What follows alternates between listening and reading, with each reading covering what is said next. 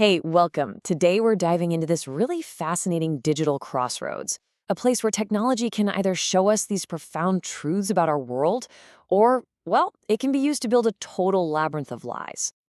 I mean, really think about that. What if you could stand on a street corner and not just see the buildings that are there now, but also see the civil rights march that came through that exact spot 60 years ago? This isn't science fiction anymore. It's the incredible promise of a technology that's already reshaping our reality. Okay, so let's break this down. The tech is called augmented reality, or AR for short. Now, you've probably heard of virtual reality, which totally replaces your world with a digital one. AR is different. It supplements your world. Just think of it like a digital layer, right?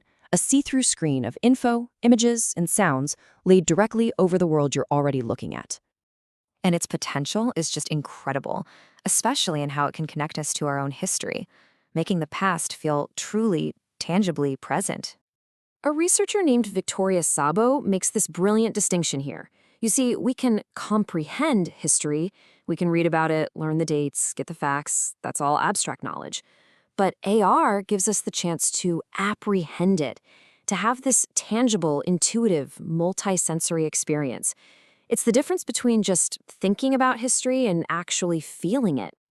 And you know, the word apprehension is just perfect here, because it has all these different layers. Yeah, it means to grasp an idea, but it also hints at this feeling of anxious uncertainty, that little voice that says we can never truly know the past. And finally, it means to seize something. And in a way, that's exactly what we're doing, seizing these little fragments of the past to make them part of our own story. Sabo uses this really powerful metaphor. She calls it a memory palace that overlays the world. Now, this isn't about creating some perfect one-to-one copy of the past. No way. It's a curated experience, a conscious construction of stories and images that are designed to give places a much deeper meaning and connect us to what really happened there. For a real-world example, look at Durham, North Carolina. There's an app there that lets you walk the streets, and when you hold up your phone, historic photos from the civil rights movement just pop up on your screen right where they were taken. You can even hear the sounds from that time. It transforms a simple walk into this really profound historical journey. But here's where the story takes a very sharp turn. Because this same power that can augment our world with truth, it can also be used to flood it with fiction, creating what some people are starting to call synthetic truth. It's a classic double-edged sword, right? For every amazing tool that can build a memory palace, there's a serious risk it could also build a hall of mirrors, where we can't tell what's real anymore. The power to alter what we see and believe is tricky. And the stakes here could not be higher. The human rights organization Witness is sounding the alarm, warning that our entire information ecosystem is under threat. The very trust we have in what we see and hear is being systematically eroded by these new, powerful technologies. So this is the other side of the coin, synthetic media. We're talking about AI-generated content, deepfake videos where it looks like a politician is saying something they never actually said, or fabricated images of events that never even happened. And the tech is getting so good, so unbelievably fast, that telling the difference between real and fake is becoming almost impossible. And these threats really boil down to three huge problems. First, they're spreading disinformation to manipulate elections or stir up violence. Second, there's undermining trust on a massive scale, where people just get so cynical they don't believe anything, not even the real stuff. And third, and this is maybe the most sinister, is weaponizing this fake content to harass and silence the most vulnerable people in our society. Look, this isn't just about a few fake videos floating around. It's becoming a systemic problem, one that creates these deep inequalities in our shared reality. Witness points out this critical issue they call the detection equity gap. And it makes so much sense when you think about it. Who needs the tools to spot fake media the most? It's journalists, human rights defenders, activists, often in the global south. And who has the least access to these expensive, complex tools? The very same people.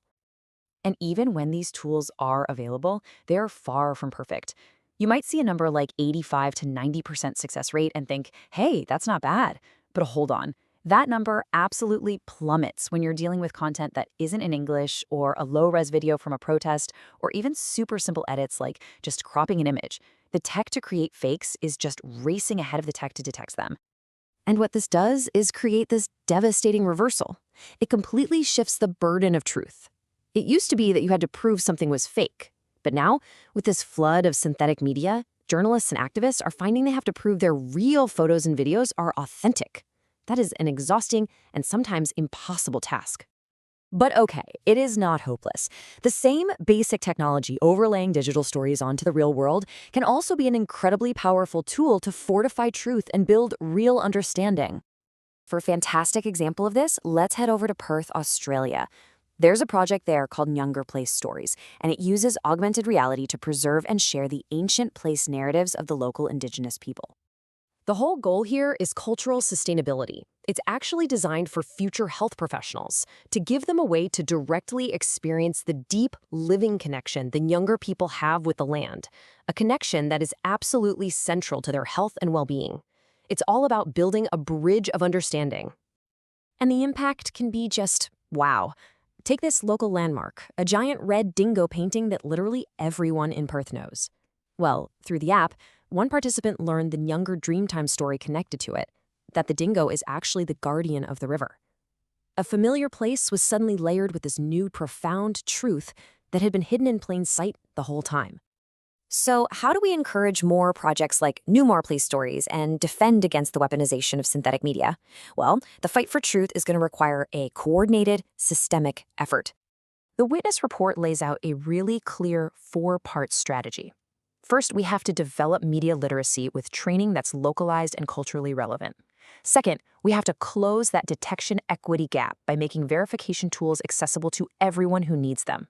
Third, we need smart, enforceable legal frameworks to regulate AI. And finally, none of this is going to work without collaboration, real teamwork between tech companies, governments, and the activists on the ground. And ultimately, all of this brings us right back to our central choice. The very same technology can overlay our world with deeper meaning, history, and connection, a true memory palace. Or it can be used to distort, deceive, and divide, trapping us all in a hall of mirrors where we can no longer tell what's real. The choice of which world we build, well, that's up to us.